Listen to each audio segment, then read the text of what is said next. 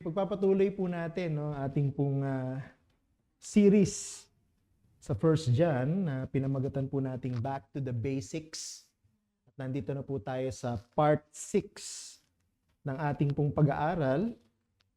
Chapter 2 na po tayo ng First John verses 7 to 11. First John chapter 2 verses 7 to 11. Okay, so babasahin ko po mula sa ang Biblia translation. Okay, sundan nyo na lamang po ako no, sa inyong mga Biblia. Verse 7. Mga minamahal, hindi bago ang utos na isinusulat ko sa inyo, kundi ang dating utos na nasa inyo na buhat ng pasimula. Ang dating utos ay ang salita na inyong narinig. Gayunmay, isinusulat ko sa inyo ang isang bagong utos na tunay na kanya o tunay sa kanya at sa inyo, sapagkat ang kadiliman ay lumilipas at ang tunay na liwanag ay tumatanglaw na. Ang nagsasabing siya'y nasa liwanag at napopuot sa kanyang kapatid ay nasa kadiliman pa hanggang ngayon. Ang umiibig sa kanyang kapatid ay nananatili sa liwanag at sa kanya'y walang anumang kadahilanang ikatitisod. Verse 11. Ngunit ang napopuot sa kanyang kapatid ay nasa kadiliman. Siya ay lumalakad sa kadiliman at hindi niya nalalaman kung saan siya pupunta, sapagkat ang kanyang mga mata ay binulag ng kadiliman. Palayan ng Panginoon ang pagbasa sa kanyang mga salita. Para po kay Apostol Juan, sila ng mga sumusunod lamang sa kautusan ng Diyos ang pwedeng umangkin na sila ay lumalakad sa liwanag at ang katotohanan ng Diyos ay nananatili sa kanila. Madaling salita, kung ikaw ay hindi sumusunod sa utos ng Diyos, hindi mo pwedeng sabihin ikaw ay lumalakad sa kadiliman, lumalakad sa liwanag, kundi ang katotohanan ikaw ay lumalakad sa kadiliman at wala ang katotohanan ng Diyos sa iyo. Hindi po magkakaroon ng compromise si John pagdating sa katotohanan na ito. Ang mga sinabi nating katotohanan na ito, silang mga sumusunod sa kalooban ng Diyos ang lumalakad sa liwanag at sa kanila nananatili ang katotohanan ng Diyos, ang mag-e-expose kung ang isang tao ay totoong mananampalataya ng Panginoon o hindi. Kumbaga, ito yung litmus test na magre-reveal ng katotohanan, ng karakter ng isang tao na nagpapakilala na siya ay isang mananampalataya. Kaya totoo yung sinabi ng Panginoong Jesucristo na ang katotohanan ang siyang magpapalaya sa atin. Sapagkat ang katotohanan ang magre-reveal kung sino ang totoo at kung sino ang nagkukunyari-kunyarian lamang. Of course, ito po mga troublemakers na ina-address ni John, actually nire-rebuke niya. Dito po sa sulat na ito, maaring pinipilit nila na sinusunod nila ang utos ng Diyos. Hindi naman po sinabi ng mga troublemakers, no, yung mga nagtuturo ng bagong relihiyon na nasa loob ng iglesia na hindi sila naniniwala sa Diyos. Hindi naman sila atheist eh. No? Alam niyo, atheist, sila yung mga taong tinatanggi na mayroong Diyos. Hindi naman ganun yung mga tao na ito. Ang totoo nga niyan, sinasabi nilang sila'y naniniwala sa Diyos. Sinasabi nila na sila'y sumusunod sa Diyos. Kaya lang ang problema, dinideny ng kanilang buhay o paraan ng pamumuhay yung kanilang sinasabi na kilala nila ang Diyos. Hindi nila sinusunod ang utos ng Diyos eh. At ang hindi nila pagsunod sa utos ng Diyos ang nagpapakilala na sila po ay hindi totoo na pagmamay-ari ng Diyos. They are simply making up their claims. Kumbaga, nag-iimbento lang sila ng kanilang mga pag-angkin. Kaya sabi ni John, para mapatunayan natin kung sino ang totoong mananampalataya, kung sino ang hindi totoong mananampalataya, kung sino ang lumalakad sa liwanag, kung sino ang lumalakad sa kadiliman, sinong naniniwala o na nagpapatuloy sa katotohanan o sinong wala sa kanilang katotohanan, tinalakay niya yung pagsunod sa kautusan ng Diyos. At yun po yung laman ng passage na pagtutuunan natin ng pansin ngayong hapon. At gusto kong i-summarize ito, no, sa ganitong pamamaraan. Those who truly belong to God obey His command to love one another.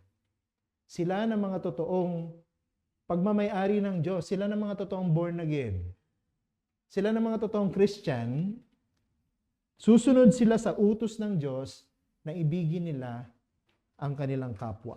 So dalawang bagay po yung gusto kong i-emphasize dito, no? Una, the old commandment defined. Pangalawa, the new commandment clarified. Okay, so meron pong tinukoy si Juan dito na lumang kautusan at meron din siyang tinukoy na bagong kautusan. So pag-aralan natin kung ano po ito. Mga ito, unahin muna natin the old commandment defined. Nilinaw ni Apostol Juan na sino mang umaangkin na kilala nila ang Diyos at nananatili sila sa Diyos na ito, ay dapat na mabuhay o lumakad katulad ng anak ng Diyos. Nandun yun sa verse 6 ng chapter 2. Pinag-aralan natin nung nakaraang Lord's Day. So how did the Son of God behave?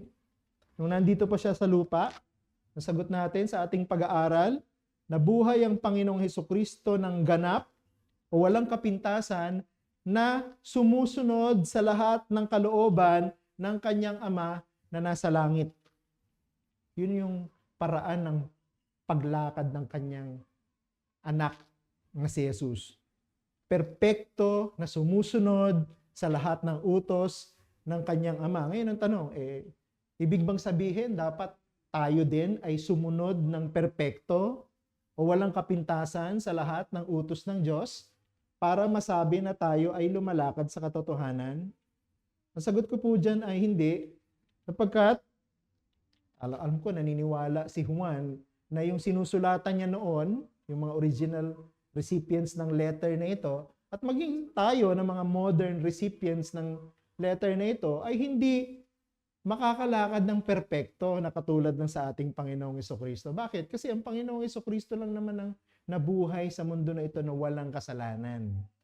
Kaya ang Panginoong Hesukristo lang ang nakasunod sa lahat ng utos ng kanyang Ama na walang kapintasan. Hindi po tayo sinasabihan ni Juan dito na sumunod ng walang kapintasan sapagkat hindi natin kayang gawin yun. But, ang lahat ng mga totoong mananampalataya dapat ay willing and able to consistently live in obedience to God. Ano ibig sabihin? Hindi man natin masusunod ng perpekto ang lahat ng utos ng Diyos, meron tayong desire na sundin ang utos ng Diyos. At meron tayong kakayahan na sundin ang mga utos ng ating Panginoon. At gusto natin itong gawin palagi. Yan ang dapat na attitude ng isang totoong born again, ng isang totoong mananampalataya ng ating Panginoon. And this is what John is trying to teach in this section na ating pinag-aralan. Sila ng mga totoong gusto na patunayan sa iba na kilala nila ang Diyos, kailangang patunayan ito sa pamamagitan ng kanilang pagsunod sa kautusan ng Diyos despite the possibility of many failures. Hindi naman kailangan walang mali sa pagsunod. Ang mahalaga, sumusunod. Mahalaga, laging sumusunod. Kung nabibigo minsan, kung natitisod minsan, kung nagkakamali minsan, bumabangon at ginagawa ulit sundin, no? Yung utos ng Panginoon. Kumbaga, ginagawa ulit kung ano yung sinasabi ng Panginoon. Hindi yung hindi sumusunod, tumitigil sa pagsunod, no? Ang isang nagpapakilalang mananampalataya ng Panginoon. Kaya pansinin niyo po dito, no? Ang ganda nung approach na ginawa ni John. Doon sa verses 3 to 4, paulit-ulit niyang sinabing, keep these commandments. Panatilihin yung sinusunod ang mga kautosang ito. Ang tense ay plural, no? Yung verb na ginamit, plural, nasa plural form. Pero pagdating ninyo sa verse 7, naging singular. Sabi diyan, no? Sundin ninyo ang utos. Naging singular. Yung mga utos ng verses 3 to 4, naging utos sa Sa verse 7. Bakit? Nagkamali ba si John sa verse 3 and 4 dahil plural? Mga utos. Tapos pagdating sa verse 7, naging utos na lamang. Ako hindi naniniwalang nagkamali si Juan dyan. Sinadya niya. Ngayon ang tanong, ano yung naging dahilan kung bakit binago ni John mula sa mga utos, naging utos na lamang? Kapagkat binuod niya ang lahat ng kautusan. Yun ang pinaka malapit na sagot. Bakit yung mga utos naging utos na lamang? Sapagkat binuod ni Juan ang lahat ng kautusan. Saan nakuha ni Juan yun? Ang pagbubuod sa kautusan. Mula sa turo mismo ng ating Panginoong Jesucristo. Doon sa John chapter 13 verse 34, ito yung turo ng Panginoon sa mga alagad. Kasama si Juan doon na sumulat ng 1 John. Sabi diyan, isang bagong utos ang sa inyo'y binibigay ko na kayo'y magmahalan sa isa't isa. Kung paanong minahal ko kayo, magmahalan din kayo sa isa't isa. So yung lahat ng kautusan ng Diyos, binuod ng Panginoon sa isa lang. Ano yun? Magmahalan kayo sa isa't isa. Yung palang lahat ng kautusan ng Diyos na matatagpuan natin sa Biblia, pwede nating isummarize into just one commandment. And that is the command to love one another. And John is referring to us here, hindi yung 10 commandments, but the whole commandment summarized into one. At para mas maintindihan ito ng mga sinulatan ni Juan, paanong itong kautusan na ito ay iisa lamang, ipinaliwanag niya ito sa pamamagitan ng dalawang paraan. Una, the old command which they received from the beginning. The old command which they received from the beginning. So pinaliwanag ni Juan dito, no?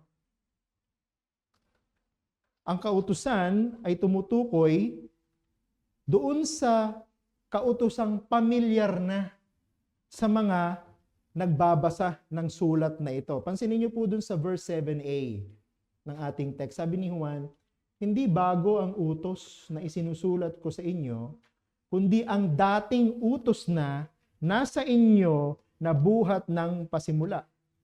Ibig sabihin, ito pong utos na ito, pamilyar na para sa mga bumabasa ng kanyang sulat. Pamilyar na para sa mga Christian. Tandaan ninyo, nag-shift si John mula dun sa kinakausap niyang mga troublemakers dito sa mga pinaniniwalaan yung totoong member ng church. Bakit sabi niya mga minamahal kong anak? Diba? Yun ang turing niya sa kanila sa verse 1 ng chapter 2. Kaya ako naniniwala na itong utos na ito, na ibigin ninyo ang inyong kapwa, ay dapat pamilyar sa lahat ng Christian. Dapat pamilyar sa lahat ng member ng church. The command to love others is not really new. Hindi pwedeng sabihin ng isang Christian, ngayon ko lang narinig yun, na inuutos pala sa atin na ibigin natin ang isa't isa. Hindi, dapat alam na natin yan. Dapat pamilyar na tayo dyan. Kasi pag-aaralan po natin ng Biblia, doon pa lamang sa lumang tipan, nandun na yan eh. No? At ako naniniwala, kaya sinasabi ni Juan na alam nyo na ito sapagkat dati na itong nasa inyo sa pasimula, sapagkat nung buhay pa si Moises, ay ibinigay niya na ito sa mga Israelita. Mababasa natin sa Levitico, Kabanatang 11, talatang 18, ganito nakasulat. Huwag kang maghihiganti o magtatanim ng galit laban sa mga anak ng iyong bayan, kundi iibigin mo ang iyong kapwa na gaya ng sa iyong sarili. Ito po ay kautusan ng Diyos na ibinigay sa bayan ng Israel sa pamamagitan ng propetang si Moises. At kung hindi ako nagkakamali, ito po ay utos na binigay ng Diyos sa bayan ng Israel bago sila naging isang bayan ng Israel. Ibig sabihin, lumang-luma na yung utos na ibigin mo ang iyong kapwa katulad ng sa iyong sarili. Dinisenyo ng Diyos ang bayan ng Israel na maging isang komunidad kung saan nagmamahalan sila sa isa't isa. Bilang bayan na pinili ng Diyos, ang bayan ng Israel ang dapat na maging modelo. Maging model community ng mga tao o mga bayan sa paligid nila ng kung ano ang ibig sabihin ng pagmamahalan sa isa't isa. At ako naniniwala na ang kahulugan ng kautusan nito na ibigin ang isa't isa ang pinakahibla ng tinatawag na civility among humans. Ano ibig sabihin nun? Yung pagiging tao natin, yung pagiging civilized human beings natin, hindi natin yan utang sa modernity, hindi natin yan utang sa internet, hindi natin utang yan sa mga explorers, sa mga scientists, hindi natin utang yan sa mga philosophies ng mundo na ito or idealism. Ang pagiging civilized ng isang society ay disenyo ng Diyos. Ibig sabihin, ang Diyos ang nagbigay ng ingredient para ang isang community o ang isang human society ay mag-exist at magpatuloy sa ibabaw ng mundo na ito. At ano po yun? Ang pag-ibig sa isa't isa. Ang pag-ibig sa isa't isa. In other words, dapat natural para sa mga tao ang ibigin nilang isa't isa. At ang dahilan, hango sa lumang tipan, hango dun sa dati nyo nang alam ang utos na ito, sapagkat ang tao ay nilikha ng Diyos.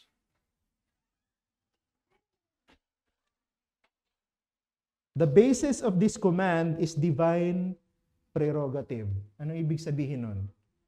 Kaya po mayroong existence ang society, kaya po nagpapatuloy ang civilization, kaya po nananatiling buo ang mga bansa.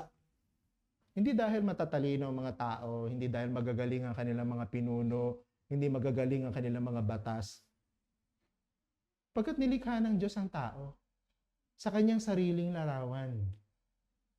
Nilikha ng Diyos ang tao sa kanyang sariling larawan. Hindi po tayo dapat turuan na ibigin ng isa't isa, sapagkat nung nilikha ng Diyos ang tao, isa sa mga katangi ang binigay niya sa atin, magmahal. At ang isa sa mga object ng ating pagmamahal, of course, yung kapwa natin. Kasi ang mundo na to masyadong naging self-centered. Ang naging object ng love ang sarili. Mas ibigin ko ang sarili ko kaysa sa iba. Kailangan ng sarili ko ang ibigin ko ng higit sa lahat. Yan ang itinuturo ng mundo, maging selfish.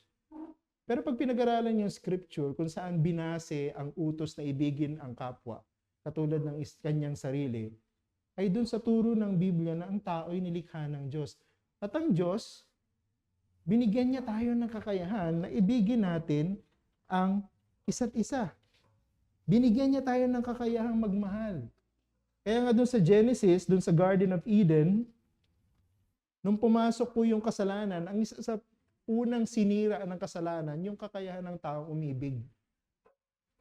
Yung kakayahan ng taong umibig sa kanyang kapwa.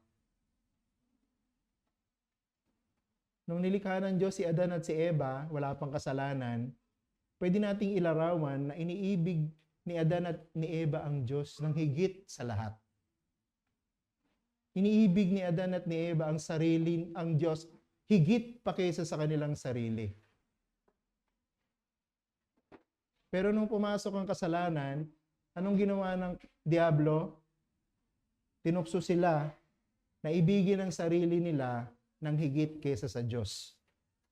At anong naging resulta ng pag-ibig nila sa sarili nila higit kaysa sa Diyos? Mas sinunod nila ang sinasabi ni Satanas, mas pinaniwalaan nilang salita ni Satanas kaysa sa salita ng Diyos. Yun ang isa sa mga naging epekto ng kasalanan. Sinuway ni Adan at ni Eva ang Diyos sapagkat nabigo silang ibigin ng Diyos ng higit sa lahat. Kaya alam na ng tao kung anong ibig sabihin ng ibigin ang kapwa, sapagkat noong pa man, nandyan na yan. Kumbaga, bahagi na ng hibla ng ating pagkatao ang ibig sabihin ng pagmamahal at pagmamahal sa kapwa. Kaya alam na natin yan eh. Tapos, inutos pa ng Diyos sa pamamagitan ni Moises na ibigin natin ang ating mga sarili o ibigin natin ang ating kapwa katulad ng pag-ibig natin sa ating mga sarili. Pangalawa, the old commandment which they heard from the beginning. So una, ito ay alam ng mga tao, alam ng mga Kristiyano sapagkat ibinigay ng Diyos sa pamamagitan ni Moises, inutos ng Diyos, isinulat ng Diyos sa lumang tipan na ibigin natin ang ating kapwa katulad ng ating pag-ibig sa ating sarili. Pangalawa, kung titingnan niyo yung verse 7, yung huling bahagi ng verse 7, ang sabi diyan, ang dating utos ay ang salita na inyong narinig. I think John is not simply paraphrasing here what he already said in the previous part. Kasi sa una, di ba sabi, alam nyo na ito sapagkat nasa inyo na noon pa. Ang tinutukoy, yung kautusan na ibigin ng kapwa sa pamamagitan ng propetang si Moises sa lumang tipan. Dito naman sa huling bahagi ng verse 7, ako naniniwala ang tinutukoy ni John dito, he's making another very important point here. And what is that? Ang pag-ibig natin sa ating kapwa ay isang bagay na iniutos ng Diyos sa atin. So hindi lang bahagi ng disenyo ng paglikha ng Diyos sa atin, kaya sinasabi niya, dapat normal sa inyong ibigin ng isa't isa. Inutos sa pamamagitan ni Moises na dapat gawin yon. Pero, dinagdagan pa ng Diyos. Sinabi niya, hindi lang dapat normal sa inyo dahil tao kayo at nilikha ko kayong may kakayahan na ibigin ng inyong kapwa. Ngayon, inuutos ko sa inyo na ibigin ninyo ang inyong kapwa. Yun yung ibig sabihin dito na salitang inyong narinig. We are to love one another because this is what God has commanded us to do. Ang utos na ibigin natin ang ating kapwa, binigay sa atin both in writing and in speech. Matindi yun. Binigay sa atin in writing sapagkat inutos ng Diyos sa pamamagitan ni Moises. Alam naman natin, nakasulat sa Old Testament. And then, ibinigay sa pamamagitan ng pag-uutos o pangangaral ng salita. Ipinasa sa mga henerasyon. Pag pinag-aralan mo sa Old Testament, lahat ng inutos ni Moises sa mga Israelita, hindi lang isinulat, inutos din na sabihin sa mga anak. Kumbaga, ipasa sa mga anak. Ang tawag natin yan, word of mouth. No? Ipinapasa sa pamamagitan ng oral tradition sa mga anak, at sa mga anak. Kumbaga, ipinapasa sa mga susunod na henerasyon. Ang tawag dyan, faithful teaching of the commands of God down to succeeding generations. Makikita natin ito sa Deuteronomy chapter 6, verse 6 to 7a. Sabi diyan, ang mga salitang ito na aking iniuutos sa iyo, kasama na yung ibigin mo ang iyong kapwa, katulad ng iyong pag-ibig sa iyong sarili. Sa araw na ito ay ilalagay mo sa iyong puso at iyong ituturo ng buong sikap sa iyong mga anak. Pag binasa mo pa yung mga susunod, sabi niyo, mga anak ninyo ituturo sa kanilang mga anak at ipapasa sa mga anak ng mga anak. Ganun po yung ginawa ng mga Israelita. Kaya po yung mga utos ni Yahweh na isinulat, hindi lang nakasulat. Ang mga utos ni Yahweh na tinanggap nila, itinuturo nila sa kanilang mga anak. Ipinapasa nila sa mga susunod na henerasyon sa pamamagitan ng matapat na pagtuturo. Tinuturo nila to pagka sila ay magkakasama, pag sila ay kumakain, no? Pag sila ay nag-aaral ng kautusan, pinapasa ng mga magulang sa kanilang mga anak yung turo sa kanila. Anong ibig sabihin ito? Papaano natin ito susundin? Bakit mahalaga ito? Yung mga ganong klase ng pag-uusap patungkol sa kautusan. Kaya napakatapat. Anong point ni John dito? Ako naniniwala that the command to love one another is authoritative because its very source is God Himself, na hindi lang nagsulat nito sa Old Testament, pamamagitan ng propetang si Moises, ipinasa din sa pagtuturo gamit ang salita sa kanilang mga anak. So, both written and speech. Kaya ang utos na ibigin ang iyong kapwa ay isang utos na mayroong otoridad ng Diyos. Hindi po ito imbento lang ng mga tao, hindi ito imbento lang ng mga Israelita. Ang utos na ibigin ang iyong kapwa ay galing mismo sa Diyos at may otoridad ng Diyos. So ibig sabihin nito, meron itong bigat, meron itong validity, no? Meron itong command, power. Dapat sinusunod ng mga totoong sumasamba at nananampalataya sa Diyos. Walang sino man ang pwedeng mag-question ng validity ng utos na ito. Kahit yung mga troublemakers na kausap ni John dito, hindi nila pwedeng questionin yung utos na ibigin ng kapwa. Bakit? Sapagkat utos yan ng Diyos. Pwede pong baluktutin ng mga tao ang utos na ito para baguhin. Di ba ganyan ang ginagawa ng science? Science has been trying to redefine humanity. Anong ginawa ng science? Nagturo ng theory of evolution. Anong isa sa mga inaalis ng theory of evolution? The fabric of society grounded in love. They are reducing humans to the level of animals. Ganyan ang ginagawa ng theory of evolution.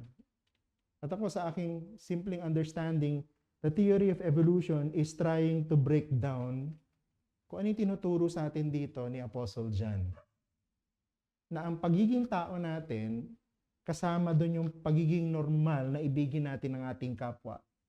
Tapos dinagdagan pa yan na ang utos na ito'y luma na dahil sinulat ng Diyos sa kanyang Biblia at inuutos ng Diyos ngayon sa pamamagitan ng matapat na pagtuturo ng kanyang mga salita. We cannot get away from this command. Walang pwedeng mag-reduce ng weight or importance nito. Hindi pwedeng pasimplihin ang utos na ito. Hindi pwedeng alisin ang utos na ito. Hindi pwedeng i-minimize ang utos na ito. And John is addressing the believers of the church by teaching them that with the coming of true light comes the newness of this old command. Kumbaga, sinabi niya, hindi lang ito luma, meron din namang pagiging bago sa luma. No? Kaya pumunta tayo dun sa pangalawang major point, no? Para makompleto yung balancing pag-aaral natin. Kasi dun sa una, nakita natin the old command defined. Dito naman sa pangalawang major point, the new command clarified. I think magiging balance lang to pag nakita natin itong dalawang point na ito. This is old, yes, but this is also new. Pero bakit siya naging new? Tingnan niyo sa verse 8. Gayon may sinusulat ko sa inyo ang isang bagong utos na tunay sa kanya at sa inyo, sapagkat ang kadiliman ay lumilipas at ang tunay na liwanag ay tumatanglaw na. So, may kinalaman dito yung pagiging luma ng kautusan na ibigin ng kapwa at ang kanyang pagiging bago. I think yung huling bahagi ng verse 8 ang key. Ang sabi doon, sapagkat ang kadiliman ay lumilipas na at ang tunay na liwanag ay tumatanglaw na. Ang tinutukoy ni John diyan? Tinutukoy ba ni John dito yung pagsisimula ng isang bagong araw at pagkatapos ng isang lumang araw? Sa pamamagitan ng pagsikat at paglubog ng araw? Yung ba tinutukoy niya dyan? A new day and an old day? Hindi. Ako naniniwala na yung vocabulary ni John dito regarding light has something to do with what theologians call eschatological. Medyo malalim yung salitang eschatological. Pero kung pababawin natin yung ibig sabihin ng eschatological, ang reference point niyan si Jesus Christ. Yung paglubog ng lumang araw at pagsikat ng isang bagong araw, paglubog at pagsikat, may kinalaman sa ating Panginoong Jesucristo. Ang ating Panginoong Jesucristo ang nagpasimula ng bagong tipan, the new covenant. And this is what the author meant nung sinabi niya sa Hebrews 8:13, yung author ng Hebrews, Hebrews 8:13, sabi, sa pagsasalita tungkol sa bagong tipan, ginawa niyang lipas na ang una at ang ginawang lipas na at tumatanda ay malapit ng maglaho. So merong lumipas at merong magsisimula ng bago. Diba? Merong nag-obsolete na, pero merong brand new. Okay?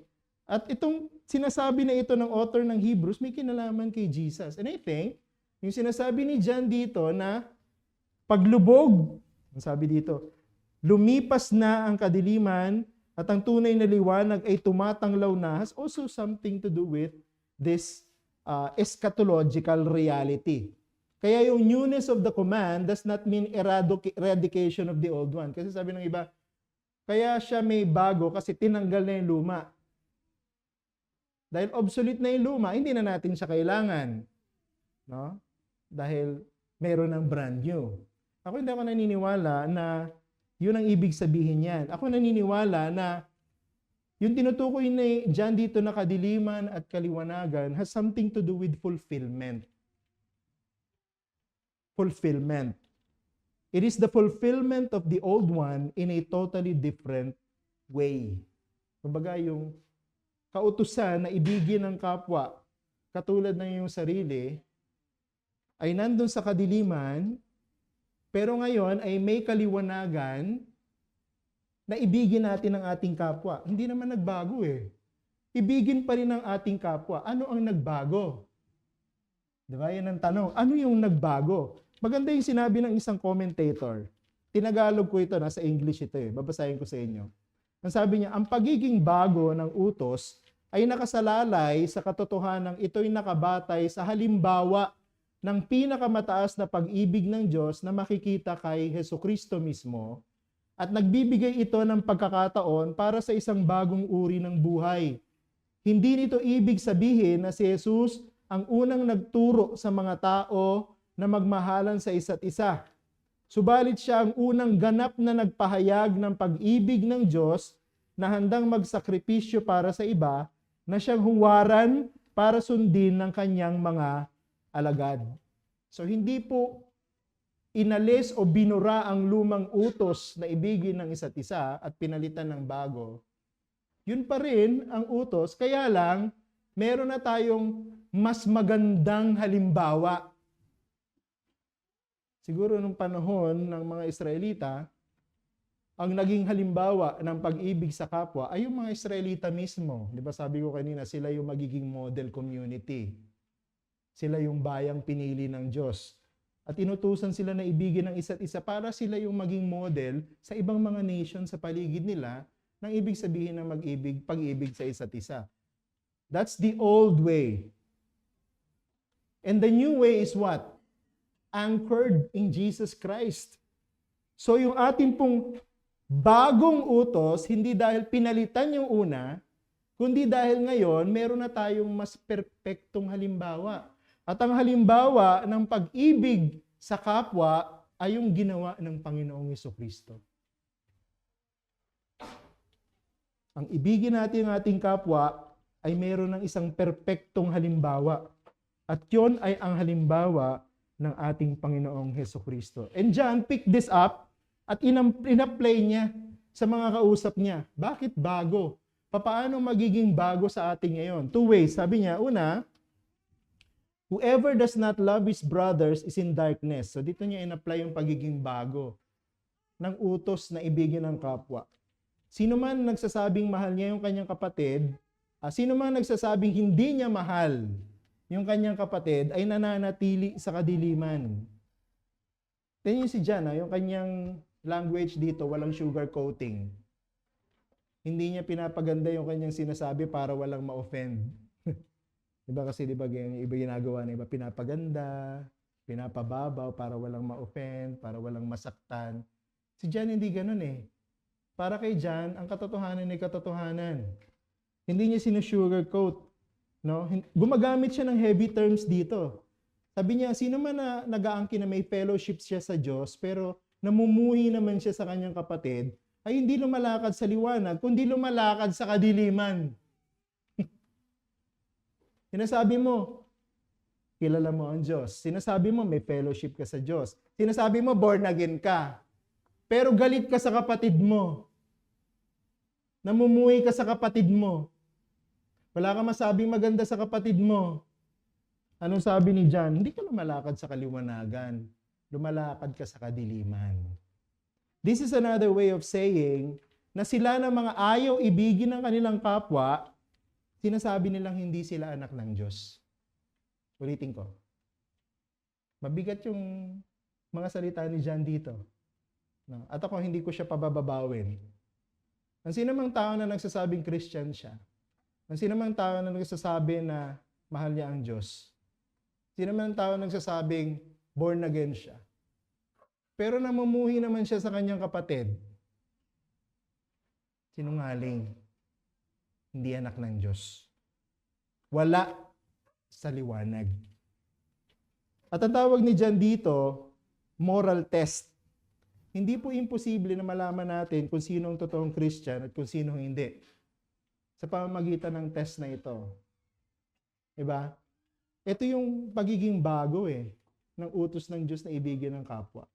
Hindi lang po ito puro salita na mahal ko yung kapatid ko sa church. No, huwag tayo lumayo. Hindi natin pinag-uusapan yung ibang Christian sa ibang church. Dito lang tayo sa loob ng ating church. No? Hindi na tayo lalabas. Kasi ganun yung sabi ni John dito. Kung totoong lumalakad ka sa liwanag, kung totoong may fellowship ka sa Diyos, dapat mahal mo yung mga kasama mo sa loob ng church. Yan ang patunay, yan yung moral test. Obserbahan natin kung paano itrato ng isang nagpapakilalang Christian, yung kanyang kapwa Christian sa loob ng church. Malalaman mo kung born again yun o hindi. Tingnan niyo po yung sinabi ni John sa verse 9. Ang nagsasabing siya ay nasa liwanag at napopoot sa kanyang kapatid ay nasa kadiliman pa hanggang ngayon. So nakita niyo, hindi po ako nagsabi nun. Na pag sinasabi mong Christian ka pero namumuhay ka sa kapatid mo, hindi ka Christian. Kasi sabi ni John, ang nagsasabing siya ay nasa liwanag pero napopoot naman sa kanyang kapatid ay nasa kadiliman pa hanggang ngayon. Earlier we said, kasalanan ang sumira sa human ability na ibigin ang kanyang kapwa. So this means na sila lamang na mga totoong pinalaya mula sa pagiging alipin ng kasalanan ang pwedeng ma-restore sa tamang design ng Diyos ng pag-ibig sa kanyang kapwa. In other words, only those who have been born again can have the correct desire and the needed ability to love others. Hindi talaga kaya ng isang nagpapanggap lamang na Christian na ibigin ang kanyang kapwa. Bakit? Kasi hindi pa naman siya binago ng Diyos. Wala pa siyang kakayahan at wala pa siyang puso na may kakayahang ibigin ang kanyang kapwa katulad ng kanyang pag-ibig sa kanyang sarili. If a person is not born again, he cannot love others as God intended it to be. A genuine born-again person cannot refuse to love his brothers. Ulitin ko ang isang totoong born-again, hindi siya tatanggi na ibigin ng kanyang kapwa katulad ng kanyang pag-ibig sa kanyang sarili. If a person refuses to love his brothers, then it only means he's not yet born again. Ulitin ko. If a person refuses to love his brothers, or balik rin natin, kung isang tao lagi siyang galit sa kanyang kapwa, hindi pa siya nababorn again. Nakakala niya lang born again siya. And these tests is cumulative. Anong ibig sabihin? Papatong-patong. To know God and to abide in Him means to obey. And to obey is to exhibit Christian love. Yun yung cumulative. Yung utos ni John dito, magkakadugtong. Kung kilala mo ang Diyos, mananatili ka sa Kanya. Kung nananatili ka sa Kanya, susunod ka sa Kanyang mga utos. Kung susunod ka sa Kanyang mga utos, dapat ibigin mo yung iyong kapwa. Kumbaga, konektado sila sa isa't isa. Yun yung ibig sabihin ng cumulative. But the ultimate test of such obedient love is whether we are able to love the unlovely. Dito lalong bumigat yung turo ni John patungkol sa pagmamahal sa kapwa. Bakit? Kasi yung mga unbelievers, wala silang problema pagdating dun sa pag-ibig sa kanilang kapwa na para sa kanila kaibig-ibig. Gusto kong ibigin to kasi mabait. Gusto kong ibigin to kasi sumusunod sa gusto ko. Gusto kong ibigin to kasi mapapakinabangan ko. Gusto kong ibigin to kasi pinapanginoon ako. Pero kung hindi niya ginagawa lahat yun, ayoko siyang ibigin. Ano sabi sa verse 11? Hindi niya nalalaman kung saan siya pupunta sapagkat ang kanyang mga mata ay binulag ng kadiliman. Meron ako nabasa dun sa isang commentary, sabi niya, ano daw ang dapat gawin ng mga mountaineers, yung mga pumapanig sa bundok, pagka makapal yung fog sa bundok? Dalawa lang daw pala pwedeng gawin ng mga mountaineers. No? Yung isa, manatili ka dun sa position mo hanggang mawala yung fog or hanggang may tulong na dumating para gabayan ka pababa ng bundok o papunta sa safety. Or yung isa naman na pwede mong gawin, maglamyerda ka dun sa bundok kahit wala ka nakikita. Yun daw yung pwedeng gawin ng dalawang mountaineers. Ang sinasabi ni John sa verse 11, yung mga tao na nagsasabi, nakilala nila ang Diyos pero galit sila sa kanilang mga kapatid. Parang isang mountaineer na naglalamierda sa isang bundok, hindi niya alam kung saan siya pupunta. Kaya kung saan siya nauumpog, kung saan siya napapatid, kung saan siya nauhulog. Ganun daw yung nangyayari. Kasi lumalakad siya na hindi niya nalalaman kung saan siya pupunta. Pagka ikaw ay pagala-gala, nagkukunwari ka lamang na alam mo kung saan ka pupunta pero hindi, ang dulo kapahamakan, mahuhulog ka sa bangin. Magiging dahilan ng kamatayan mo. Those who claim to know God, yet hates their brothers are like those mountaineers. Bulag. Nagkukunwarian na nakakakita pero bulag, no, sapagkat bumubunggo sila sa mga hindi naman nila dapat bungguan. At dahil bunggo sila ng bunggo, nagkikreate ng disaster sa loob ng church. They are foolish. They are unwise. Pangalawa at huli, na application ng pagiging bago, whoever loves his brother abides in the light. No? Kung sino mang umibig sa kanyang kapwa ay nananatili sa liwanag. Yung bagong utos na ito ay bago because it is not the way how this world loves others. Diba sabi natin, kaya bago kasi ang Panginoon ang naging perfect example ng pagmamahal sa kapwa. Kaya yung tinuturo ni John dito ay isang bagong pag-ibig sapagkat hindi ito yung pag-ibig na kinagisnan natin. Hindi ito yung pag-ibig na kinamulatan natin. Hindi ito yung pag-ibig na tinuturo ng mundo. Ang tinuturo ng mundo, ibigin natin yung mga iibigin din tayo. Diba? Ibigin mo yung iibig din sa'yo. Pag hindi ka inibig, huwag mong ibigin. Hindi ka dapat ibigin yun. Nag-aaksaya ka lang ng panahon, yan ang sabi ng mundo.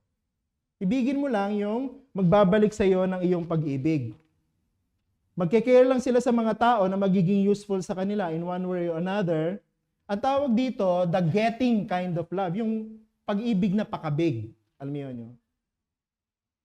Mamahalin kita kasi may makukuha akong kapalit. Mamahalin kita kasi mayroong pakinabang. Mamahalin kita kasi practical para sa akin. Pero lahat ng kabaligtaran nun, hindi kita iibigin. This is the selfish kind of love. Bakit bago ang pag-ibig na ito? Sabi dito ni John,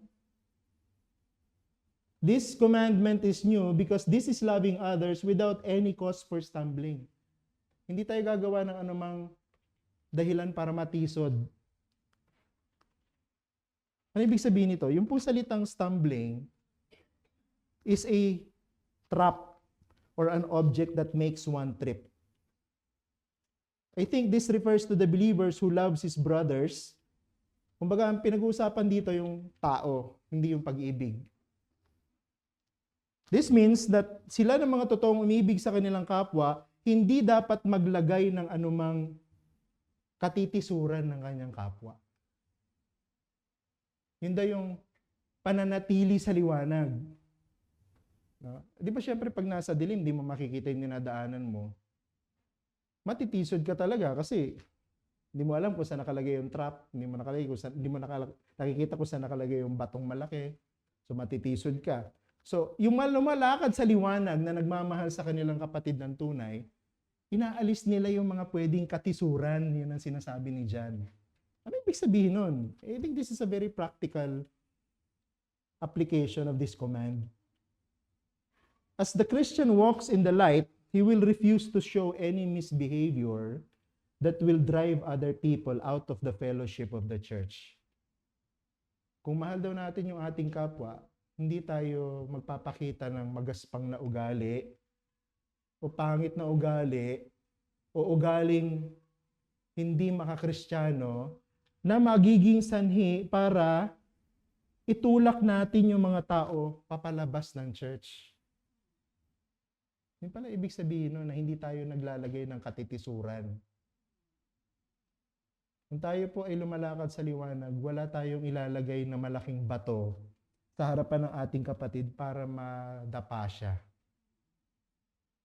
So yung ugali natin dapat nagre-reflect ng love. Wala po tayong license to hate even though we are in the right. Diba, ang turo ng mundo, pwede kang magalit sa kapwa mo basta nasa lugar ka. Ang turo ng Biblia pala baligtad. Wala tayong karapatang mamuhi sa ating kapatid kahit nasa tama tayo. Dahil lang inutos sa atin ng Panginoon, ibigin natin ang kapwa katulad ng ating pag-ibig sa sarili. Alam niyo ibig sabihin nun? Meron ka bang gagawin na masama sa sarili mo? Meron ka bang gagawin na makakasakit sa iyo?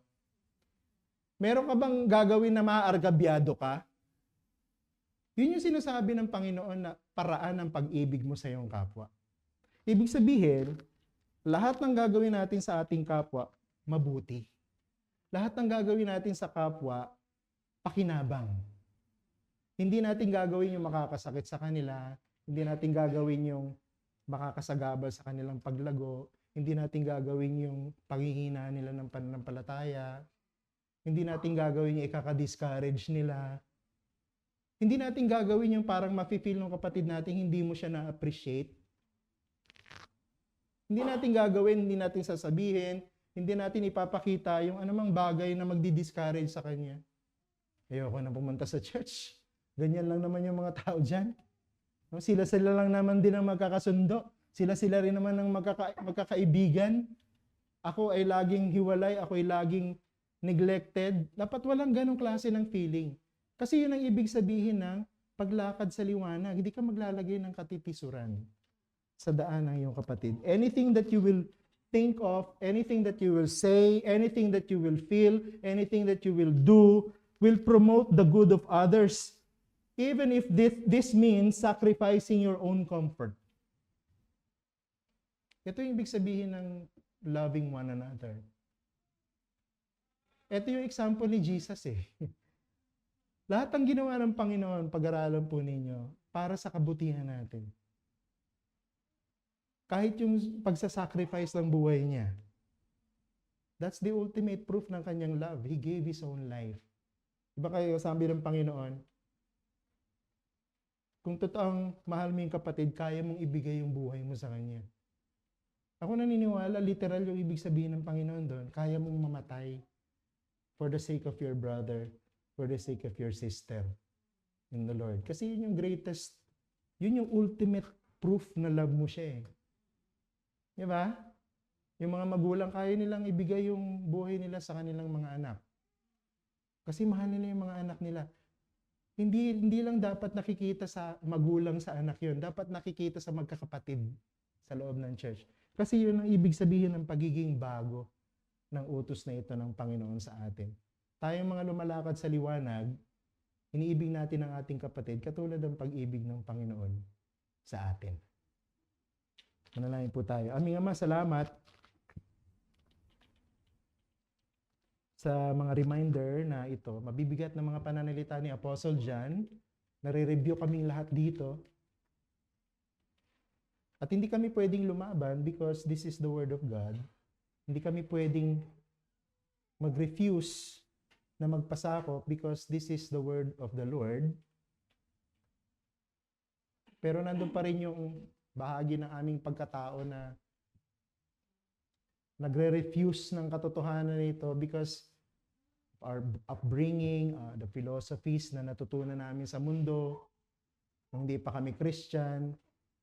So maraming mga reality sa isip at buhay namin na maaaring nagko-conflict dito. Tulungan niyo po kami, Panginoon, na mag-submit kami sa reality na kami po na mga totoong mananampalataya na lumalakad sa liwanag, dapat umiibig kami sa aming kapwa katulad ng pag-ibig namin sa aming sarili.